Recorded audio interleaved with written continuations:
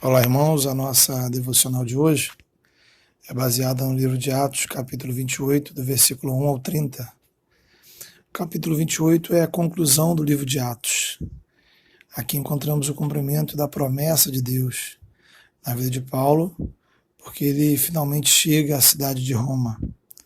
Aqui vemos o projeto de Deus para a igreja seguir em frente. O cristianismo ele começa como uma comunidade de 120 judeus na cidade de Jerusalém, e ao longo dos 28 capítulos do livro de Atos, vamos vendo o evangelho chegar em pessoas diferentes, cidades e países diferentes. Igrejas foram nascendo, de modo que quando Paulo chega em Roma, o evangelho já havia rompido barreiras geográficas, culturais e sociais daquele tempo, daquela época, daquele mundo. E chegamos aos 28 capítulos do livro de Atos com 3 perguntas que nortearam a nossa série de mensagens. O que é ser cristão? O que é ser igreja? E por que precisamos ser os dois? Nessa devocional, queremos fazer um resumo de tudo que aprendemos ao longo dessa série sobre o livro de Atos. Antes de mais nada, Atos nos ensina como é que a igreja começou. Houve um tempo no mundo em que não havia igrejas. De onde surgiu esse fenômeno chamado igreja? Quem inventou isso? Quem planejou isso? A palavra de Deus nos ensina que a igreja nasceu com pessoas que foram chamadas por Deus através de Jesus. A igreja nasce com pessoas que ouviram e responderam ao chamado de Cristo. E essas pessoas chamadas por Jesus se tornaram instrumentos para chamarem outras pessoas. Essas pessoas foram reunidas por ele em um grupo, uma comunidade chamada igreja. Receberam a missão de chamar outras pessoas a se encontrar com ele e fazerem parte da mesma igreja. Só que essa história não terminou ali em Atos 28. Hoje Jesus continua a chamar pessoas. Ele tem um chamado para a sua vida, inclusive. Ele chama você a servi-lo. Ele te chama a ser cristão. Ele te chama a ser igreja. Sabemos que por conta da natureza pecaminosa do ser humano, da ação espiritual maligna no mundo, ao longo da história até hoje, existem falsos cristãos, falsos pastores, falsas igrejas, falsas doutrinas, falsos líderes espirituais. Assim, infelizmente, existem lugares que parecem igrejas, falam coisas bonitas, coisas interessantes, mas não conduzem você ao encontro pessoal com Jesus. E se não testemunham de Jesus, não são igreja. A estratégia do inimigo é fazer você comer o joio ao invés do trigo, conviver com o joio, servir ao joio e te manter longe do trigo do Senhor. O inimigo trabalha para você achar que tudo é igual. Todas as igrejas são iguais. Pior ainda, que todas as religiões são iguais. Ou pior ainda, que o importante é acreditar em Deus e fazer o bem. Essa estratégia tem como objetivo fazer você ingerir comida saudável e estragada ao mesmo tempo. Vai encher a sua barriga, mas pode te intoxicar e te levar à morte. É como comer jujubas ou qualquer doce o dia inteiro. É doce na boca, mas não alimenta. E com o passar dos dias, se você seguir nessa mesma alimentação, de uma forma lenta e gradual, isso te levará à morte. E muita gente tem morrido por desnutrição espiritual, por intoxicação alimentar, por não estar ingerindo a palavra de Deus, o Evangelho. Uma outra estratégia de Satanás é querer te mostrar exclusivamente os erros e defeitos de cada cristão, de cada líder, de cada igreja, para fazer você acreditar que, no fundo, tudo não passa de uma grande farsa. Os crentes, na maioria, são um bando de hipócritas e que você não precisa de nada disso para servir a Deus. Infelizmente, isso é joio, joio e joio. O remédio para combatermos essas duas estratégias malignas passa por olharmos para o livro de Atos. Esse livro nos mostra que o próprio Jesus constituiu essa comunidade chamada igreja. E ela tem uma missão única no projeto de Deus para a sua vida: ser a voz de Deus que te chama. Juntar você a outras pessoas que também foram alcançadas pela graça de Deus para juntos servirmos a Ele. Deus te chama a encontrar Cristo. Só encontramos Deus ao encontrarmos Jesus. Outra coisa importante que aprendemos aqui no livro de Atos é que no início da igreja, ou melhor, que o início da igreja coincide com dois eventos, dois acontecimentos muito importantes. Em primeiro lugar, a ascensão de Jesus. Após a sua ressurreição, Jesus passa 40 dias com os discípulos e ele é exaltado por Deus. Ele assume ao lado de Deus o reinado sobre todo o universo. Ele está exercendo toda a autoridade que recebeu de Deus. E logo após a ascensão, o Espírito Santo foi derramado sobre os discípulos. É o famoso dia de Pentecostes.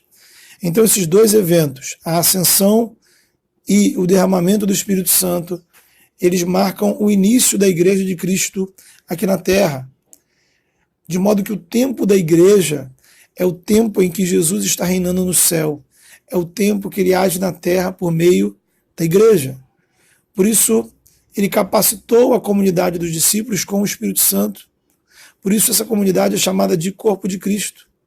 Significa dizer que a igreja não é só um bando de pessoas religiosas que se encontram aos domingos.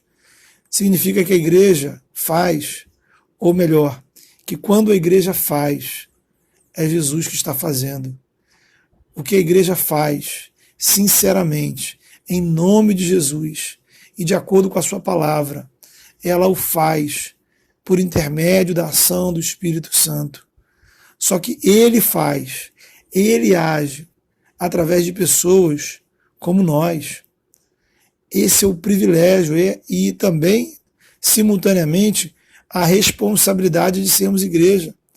É o privilégio de ser o instrumento dele nessa terra, levando a graça, o amor, o evangelho, a paz, o perdão, tudo que recebemos gratuitamente de Deus. Quando nos reunimos como igreja, ouvimos a palavra, cantamos louvores, celebramos a ceia, oramos uns pelos outros, contribuímos com dízimos e ofertas, falamos de Jesus para um amigo. Em todos esses momentos, Jesus está pessoalmente envolvido e agindo em nossas vidas e por nosso intermédio. Dessa forma, ao nos reunirmos como igreja para cultuar o Senhor, nossa principal motivação é experimentar a ação de Jesus em nossa vida.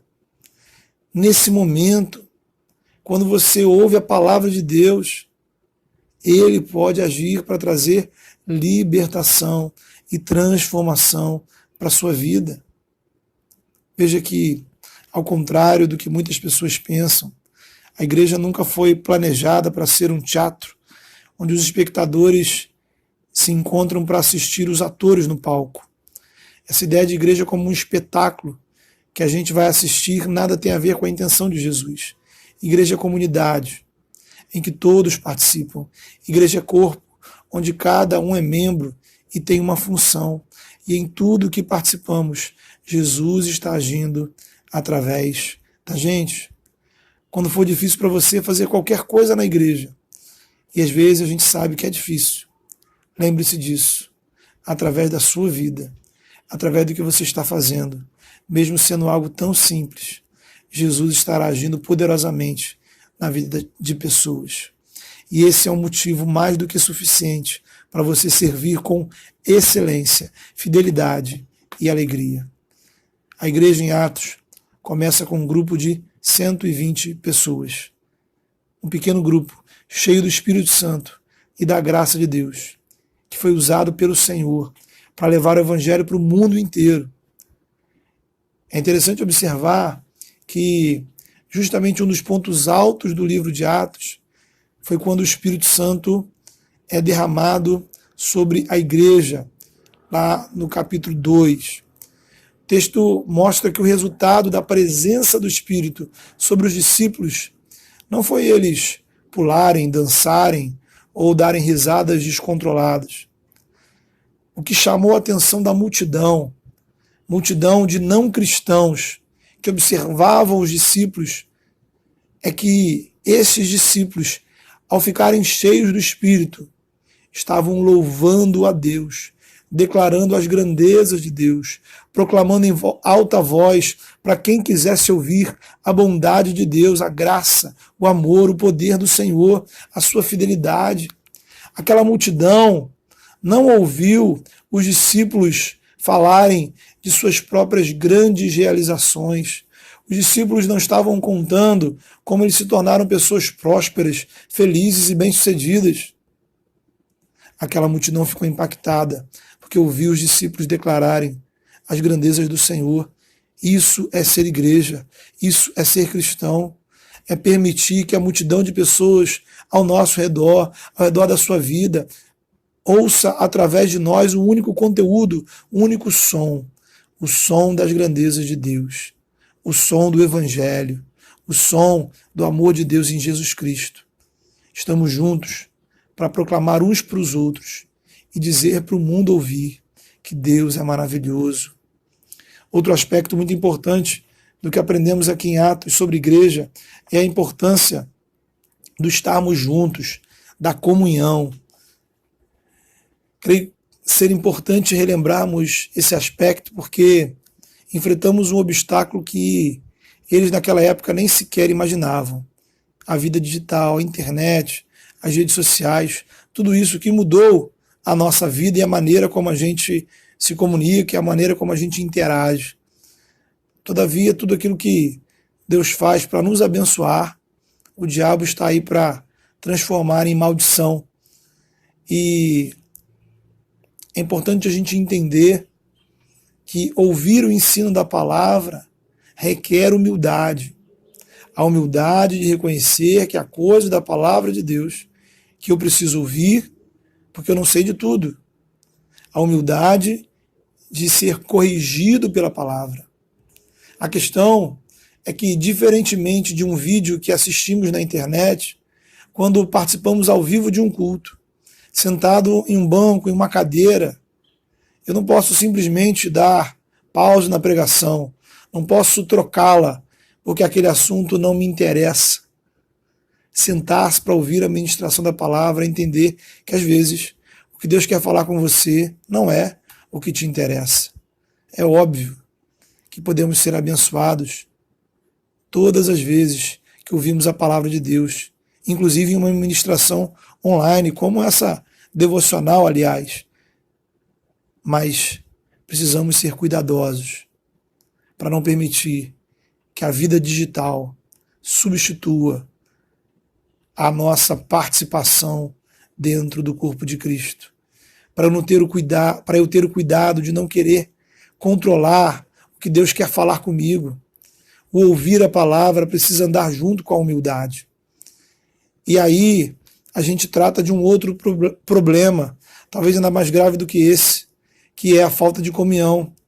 Pois um cristão online não precisa ter comunhão com nenhum crente que ele acha chato. A espiritualidade dele é totalmente individual, à distância, segura, confortável. Só que comunhão é parte essencial do Evangelho. Eu quero ser crente, mas não quero ter comunhão. Então você vai ter que criar uma outra Bíblia. Porque o pecado é justamente o que nos afasta de Deus e do próximo. O Evangelho é a ação de Deus que restaura o nosso relacionamento com Ele e com outras pessoas. E cria uma comunidade onde juntos servimos ao Senhor. Eu sozinho não sou igreja, a minha família sozinha não é igreja, meu grupo de amigos que se reúne no final de semana não é igreja. Igreja é o corpo de Cristo. Igreja não é seita, porque ela é uma comunidade aberta, missionária, que não só reúne pessoas diferentes, mas convida e deseja que pessoas completamente diferentes de nós, gente que não tem nada em comum, mas que é ser humano, pessoas como essas, possam ter o privilégio de ser alcançados pela graça de Deus e a honra de ser recebido na igreja através do batismo e a alegria de andarmos juntos para sermos bênção uns na vida dos outros. Há pessoas que oram por você, pessoas que se importam com você, pessoas que olham com alegria o que Deus tem feito na sua vida, pessoas que estão dispostas e trabalhando hoje para te abençoar, pessoas que você nem sequer nunca vai ouvir falar. Isso é igreja, isso é comunhão. Pense nisso, reflita sobre isso. Seja cristão, seja igreja, seja os dois. Deus abençoe.